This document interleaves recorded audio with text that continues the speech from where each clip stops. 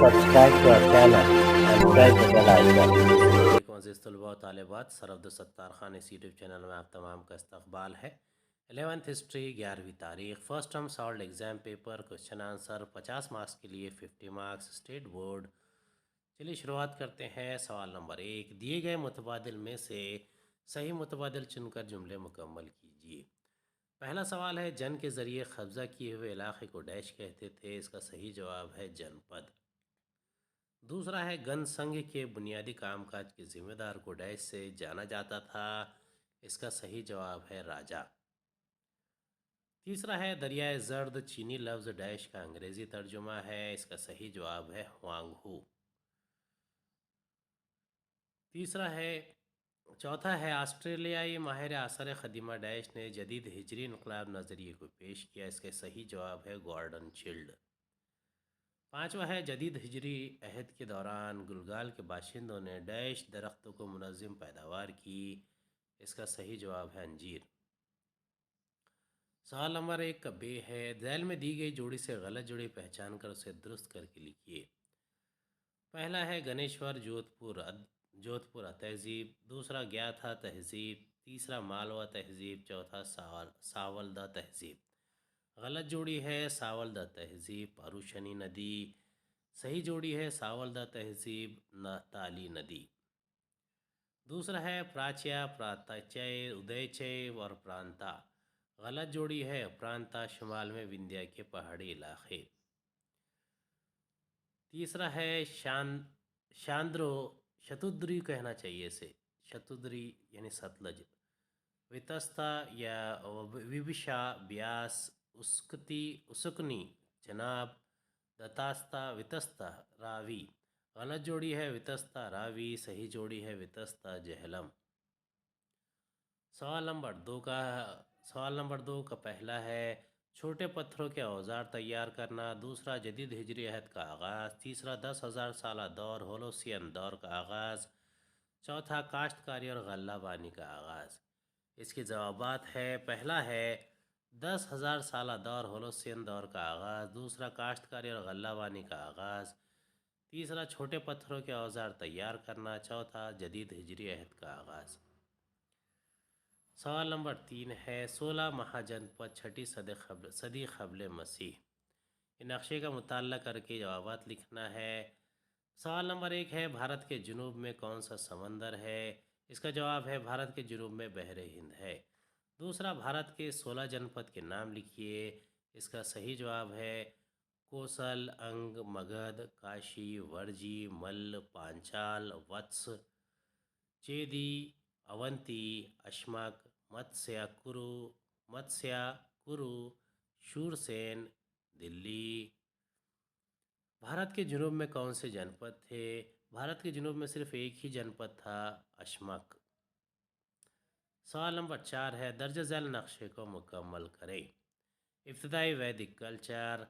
इसका जवाब है दशराध्य बुद्ध, दो जो दर्श कबायली सरदारों के दरमियान लड़ाई गई थी,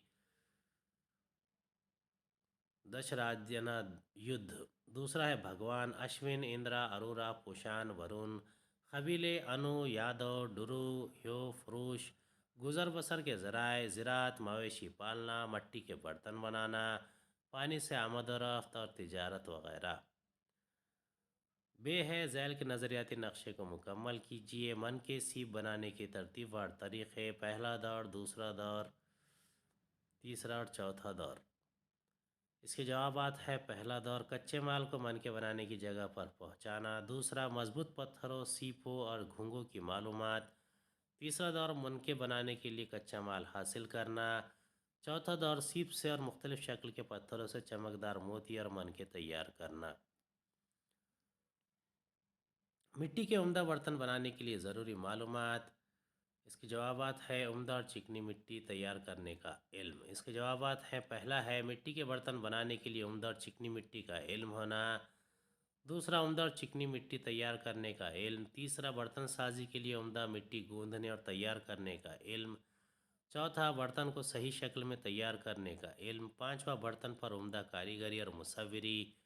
छठा, बर्तन को 800 850 سے 9000 تک بھٹی میں پکانے کی تکنیک کا علم ہونا۔ سوال نمبر 5 ہے، درج ذیل تصورات کی وضاحت کیجیے۔ پہلا ہے گن راجیہ اور گن سنگھ راجیہ۔ اس کا جواب ہے، پہلا نقطہ ہے راجیہ، سوراجیہ، بہوراجیہ، وائے راجیہ، سامراجیہ، مہاراجیہ۔ اس کے علاوہ ان ریاستوں کی قسم اور اصطلاحوں کے بارے میں زیادہ ذکر نہیں ملتا۔ دوسرا، شمالی کرو اور شمالی مدورائی راجیوں کے مطابق تھی، جس کا مطلب ریاست میں آمر کا حکم نہیں بلکہ جن پد کے مختلف رکن کے حکم سے اس کا انتظام کیا جائے گا۔ قدیم ادب میں اس طرح کی ریاست کو گن سنگھ یا سنگھ راجیہ کہا گیا تھا۔ تیسرا، گن کے معنی ایک سماجی رتبہ رکھنے والے سماج کے مختلف لوگوں کی حکومت کرنے والی جماعت۔ اسی طرح سنگھا کے معنی مختلف کل یا جن پد جو گن سنگھ کہلائے 6 قبل مسیح تک عام ہوئے۔ اسی طرح کئی سنگھ راجیہ وجود میں آئے۔ دوسرا ہے ناستک درشن۔ اس کا جواب ہے، 6 صدی قبل مسیح میں سماج میں پھیلے فرسودہ رسم و رواج، عدم مساوات، ذات پات اور غلط عقائد کو دور کرنے کے لیے بدھ مذہب اور جین مذہب، یہ 2 مکتب فکر وجود میں آئے، جنہوں نے ویدک روایات اور ویدوں کی بالادستی کو ماننے سے انکار کر دیا۔ ان دونوں مکاتب کو ناستک درشن کہتے ہیں۔ تیسرا ہے گوتم بدھ کے اشٹانگ مارگ، 8 راستے۔ اس کا جواب ہے، گوتم بدھ نے دکھ سے نجات حاصل کرنے کے لیے 8 راستے بتائے ہیں، جن پر چل کر انسان دکھوں سے نجات حاصل کر سکتا ہے۔ ان 8 راستوں کو اشٹانگ مارگ کہتے ہیں۔ پہلا ہے سمیک درشٹی، دوسرا سمیک سنکلپ، تیسرا سمیک واچا، چوتھا سمیک کرامانت، پانچواں سمیک آجیو، چھٹا سمیک ویایام، ساتواں سمیک اسمرتی، آٹھواں سمیک سمادھی۔ چوتھا ہے ہولوسین 10,000 سالہ عہد۔ اس کا جواب ہے، ہولوسین 10,000 سالہ عہد۔ پہلا نقطہ ہے ہماری زمین پر برف کا زمانہ 12 سے 11,000 سال قبل اپنے اختتام کو پہنچا اور یہیں سے ایک نیا دور جسے 10,000 سالہ دور ہولوسین کہتے ہیں اس کا آغاز ہوا۔ دوسرا، زمین پر موجود گلیشیئر پگھل کر ندی اور سمندروں میں پانی کے اضافے کا سبب بنے، جس کے نتیجوں میں جاندار اور نباتات جیسے غذائی اجزاء کی مقدار میں اضافہ ہوا۔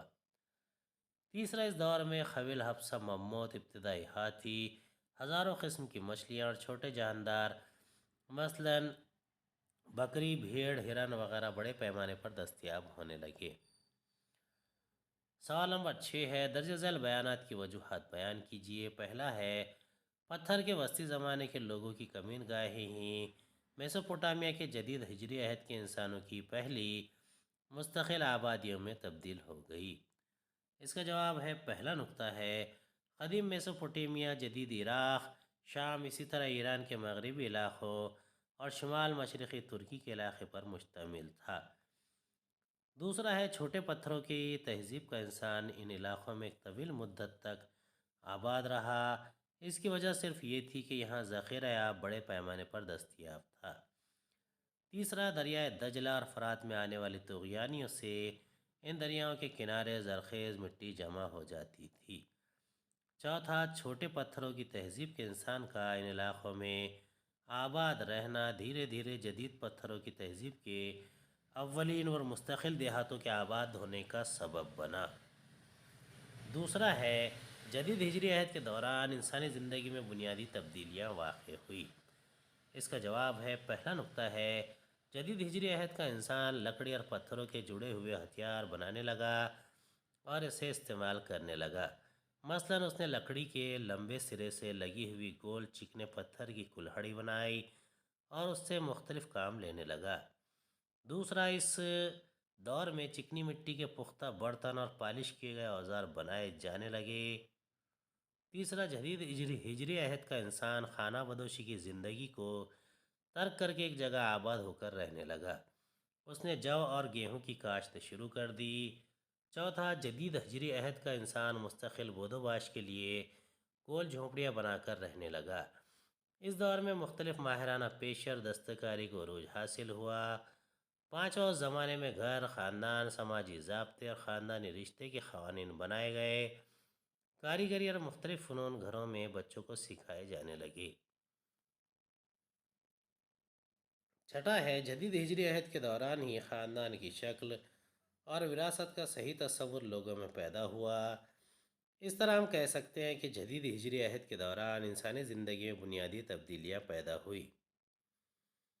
تیسرا ہے لاپیز لازولی ہڑپا تہذیب کا اہم تجارتی سامان تھا۔ اس کا جواب ہے، پہلا نقطہ ہے ہڑپا تہذیب میں موجود چھوٹے گاؤں اور بڑے شہروں کے درمیان آپسی رابطے موجود تھے۔ دوسرا، ان چھوٹے اور بڑے دیہاتوں اور دور آباد بستیوں کے نیم خانہ بدوش لوگ ہڑپا تہذیب کے بڑے شہری مراکز کی ضروریات کی تکمیل اور بندوبست کرتے تھے۔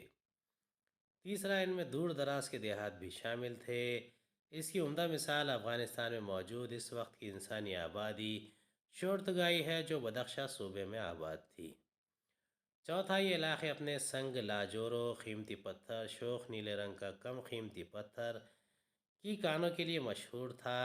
میسوپوٹامیہ میں اس کم قیمتی پتھر کی بہت مانگ تھی۔ پانچواں ہے، میسوپوٹامیہ کی دیومالائی کہانیوں کے مطابق اناس کی دیوی کے محل کی دیواروں پر یہی نیلے پتھر جڑے ہوئے تھے۔ ہڑپا تہذیب کی میسوپوٹامیہ سے تجارت میں اس نیلے پتھر کا اہم حصہ تھا۔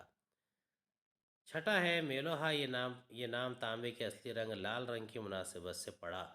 ہڑپا تہذیب کے تاجروں کے ذریعے میلوہا سے میسوپوٹامیہ تانبا، ہاتھی دانت کی اشیاء، لاپیز لازولی ہرے رنگ کا قیمتی پتھر، سنگ لاجور، عقیق احمر کے منکے، لال رنگ کے منکے، کپڑے، لکڑیاں اور بندر اور مور وغیرہ برآمد کے لیے جاتے تھے۔ ساتواں ہے مصر کے شاہی گھرانوں کے مرد و ممیوں کو نیلے رنگ کے لباس میں لپیٹنے کے لیے کپڑے، نیل وغیرہ اشیاء کی تجارت ہوتی تھی۔ آٹھواں ہے ہڑپا کے تاجر اپنی اشیاء کے تبادلے کے ذریعے اون، سونا اور چاندی حاصل کرتے تھے۔ سوال نمبر 7 ہے، اپنی رائے لکھیے۔ پہلا نقطہ ہے، ایسا لگتا ہے کہ ہڑپا تہذیب کے لوگ بہار تک موجود تھے۔ اس کا جواب ہے، پہلا نقطہ ہے، بہار، بنگال، اڑیسہ اور مدھیہ پردیش میں تانبے کے دفینے پائے گئے ہیں۔ ان علاقوں میں پیلی مٹی کے برتن نہیں پائے گئے۔ ان علاقوں میں کانسے دھاتوں زمانے کی تہذیب اور مراکز کھدائی میں دریافت ہوئے ہیں۔ چوتھا ہے، چراند اور سونپور وغیرہ کے علاقوں میں کھدائی کے دوران پیلی مٹی کے برتن دستیاب ہوئے ہیں، جن پر کالے اور لال رنگ سے ڈیزائن بنی ہوئی ہیں۔ ان برتنوں کی شکلیں ہڑپا تہذیب سے ملتی جلتی ہیں۔ تیسرا ہے، ایسا لگتا ہے کہ ہڑپا تہذیب کے لوگ بہار تک موجود تھے اور مقامی تہذیبوں پر ان کے گہرے اثرات مرتب ہوئے تھے۔ بنگال اور اڑیسہ میں دھاتوں کے زمانے کے مراکز کی کھدائی میں دریافت مٹی کے برتنوں سے ظاہر ہوتا ہے کہ یہ برتن اپنی شکل اور طرز میں ہڑپا تہذیب سے ملتے جلتے تھے۔ دوسرا ہے، ہڑپا تہذیب کے شہروں کو دیکھ کر ایک منظم انتظامیہ کا پتہ چلتا ہے۔ اس کا جواب ہے، پہلا نقطہ ہے، ہڑپا تہذیب کے شہروں میں صنعتی پیداوار کے لیے مخصوص علاقے ہوتے تھے۔ صنعتی علاقوں میں مزدوروں کی الگ بستی پائی جاتی تھی۔ چھنو داڑو اور سندھ اہم صنعتی شہر تھے۔ ایسا واضح ہے کہ گجرات میں آبادی اور بستیوں کے باہر قائم چوکیاں تجارت میں رفت اور آسانی کے لیے قائم کی گئی تھی۔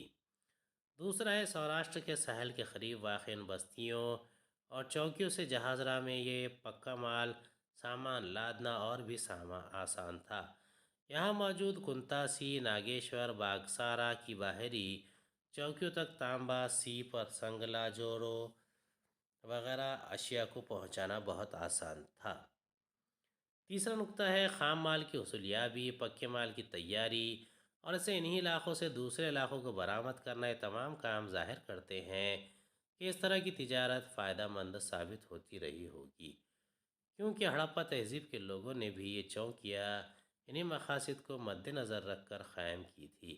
حالانکہ چوکیاں چھوٹی چھوٹی تھیں، مگر تجارتی مراکز کے لیے انتہائی اہم تھی۔ چوتھا ہے، دھولا ویرا کا شہر تو ان تجارتی کاموں، درآمد برآمد پر نگرانی اور نظر رکھنے کے لیے قائم کیا گیا تھا۔ لوتھل اس تہذیب کی اہم سمندری بندرگاہ تھی۔ تیسرا ہے، آریاؤں کے اصلی گھر کے بارے میں بحث کی جاتی ہے۔ اس کا جواب ہے، یہ بحث 16ویں صدی میں شروع ہوتی ہے۔ تب تک آریاؤں کا تصور معلوم نہیں تھا۔ متعلقہ غیر جوابی سوالات میں ہے، جیسے آریہ کون تھے، کیا وہ دور کے مقام سے ہندوستان آئے تھے یا وہ ہندوستان کے باشندے تھے، جو آثار قدیمہ کی جگہ ہیں جہاں ان کی ثقافت کے واقعات پائے جاتے ہیں۔ ان واقعات کی شناخت کیسے کی جائے وغیرہ مذکورہ بارہ سوالات کے جوابات کی تلاش کرنے کی کوشش کی گئی۔ ویدک ثقافت کے بارے میں مختلف رائے ہیں، تاہم ایک عام مطالعہ یہ ہے کہ ویدک لوگوں نے 1500 قبل مسیح میں ہندوستان میں رگ وید کی تشکیل کی تھی، تاہم لوکمانیہ تلک نے فلکیات کے حساب سے شمار کیا۔ ان کا یہ بھی خیال تھا کہ آریاؤں کا اصل گھر آرکٹک خطے میں تھا۔ سوال نمبر 8 ہے، درج ذیل سوالات کے مفصل جوابات لکھیے۔ پہلا ہے، قدیم ہندوستان کی جمہوری اور چندر سری ریاستوں کی معلومات بیان کیجیے۔ اس کا جواب ہے، پہلا ہے، کچھ گن سنگھ کو انتظامی علاقوں میں تقسیم کیا گیا تھا جسے کھانڈا کہا جاتا تھا، جو لوگوں کے منتخب لوگوں کی جماعت تھی۔ ہر نمائندہ اپنے کھانڈے کی نمائندگی کیا کرتا تھا۔ ان منتخب شدہ نمائندوں پر کچھ مجموعی طور پر ذمہ داریاں سونپی جاتی تھیں، تاکہ گن شدہ نمائندہ پر کچھ مجموعی طور پر ذمہ داریاں سونپی جائے، گن سنگھ کا نظام بہتر ڈھنگ سے چل سکے۔ دوسرا ہے، یہی جمہوری نظام تھا جو اسی وقت رائج تھا۔ اس طرح کی گن سنگھ پنجاب، سندھ حتیٰ کہ سکندر کے حملے کے وقت تک بھی روبہ عمل تھی۔ تیسرا ہے، ہر منتخب نمائندہ اپنے حلقہ انتخاب کھانڈا کا نمائندہ ہوتا تھا، جسے گن مکھیا بھی کہا جاتا تھا۔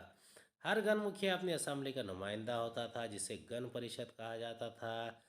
گن پریشد تمام انتظامی امور کی سب سے بڑی فیصلہ لینے والی جماعت ہوتی تھی۔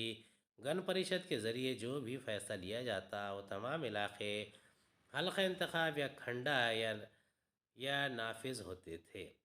چوتھا ہے، گن پریشد میں گن مکھیاؤں کا ایک گن پرمکھیا ہوتا تھا، جو تمام انتظامی امور کو انجام دینے کا ہیڈ یا صدر مانا جاتا تھا، جسے ادھیکشک یا راجا بھی کہا جاتا تھا۔ اس کے علاوہ اس کے نائبین بھی ہوتے تھے، جنہیں اپ راجا یعنی اپ ادھیکشک، سیناپتی اور بندھا گری کا کوش ادھیکشک کہا جاتا تھا۔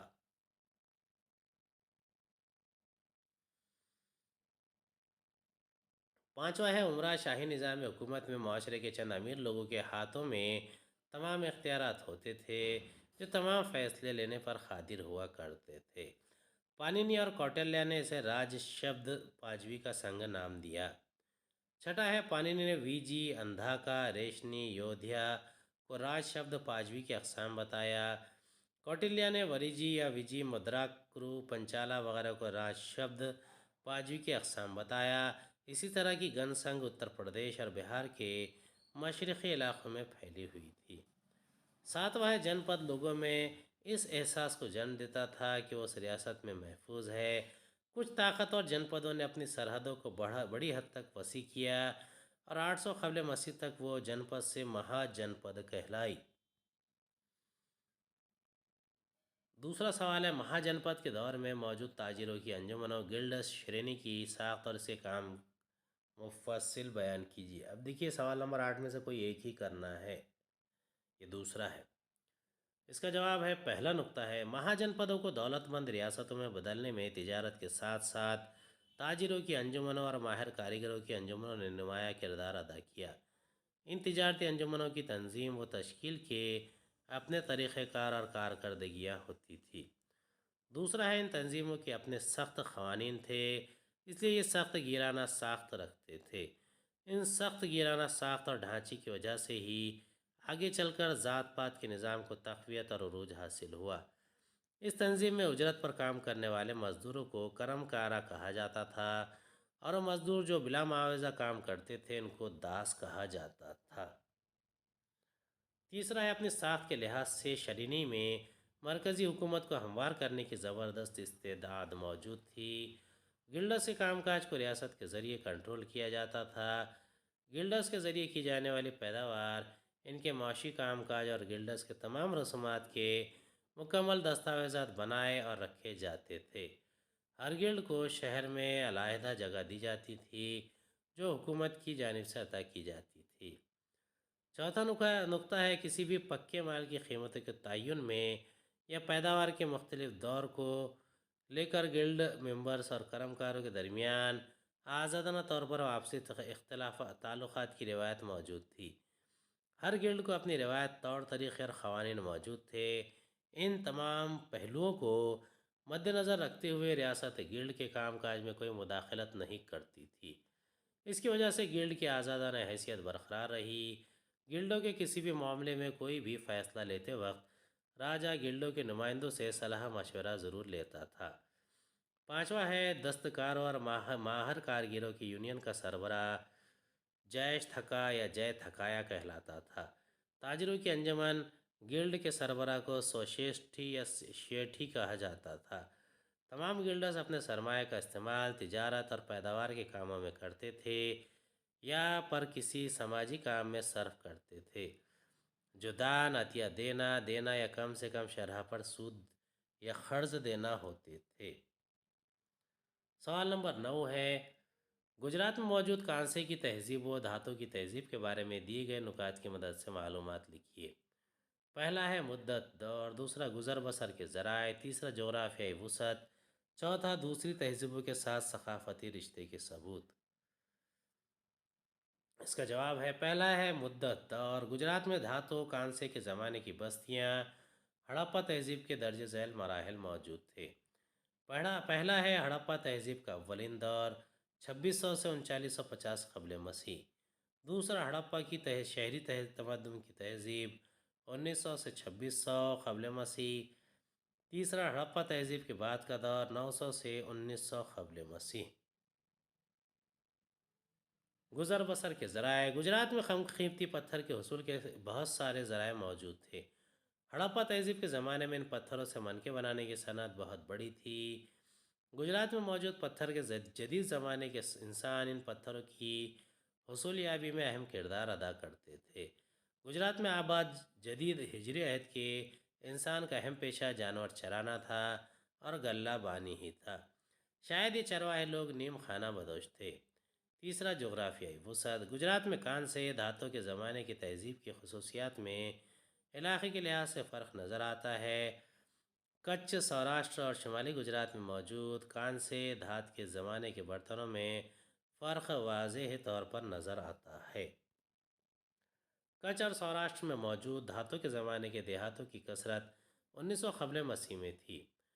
چوتھا نقطہ ہے دوسری تہذیبوں کے ساتھ ثقافتی رشتے کے ثبوت۔ ہڑپا تہذیب کے بعد کے زمانے میں گجرات میں دھاتوں کی تہذیب کی دو قسمیں پائی جاتی تھی۔ جنوبی گجرات کی تہذیب کو پرابھاس تہذیب کے نام سے جانا جاتا تھا اور شمال مشرقی گجرات کی دوسری تہذیب کو رنگ پور تہذیب کے نام سے جانا جاتا تھا۔ دھاتوں کے زمانے کی تہذیب اور ہڑپا تہذیب کے بعد کے برتنوں میں رنگ، شکل اور ڈیزائن میں کافی مماثلت موجود ہے۔ یہ تہذیبیں 1800 سے 1200 قبل مسیح تک آباد تھی۔ امید ہے آپ کو ہمارا ویڈیو پسند آیا ہوگا۔ اگلے ویڈیو میں دوبارہ ملاقات ہوگی۔ خدا حافظ۔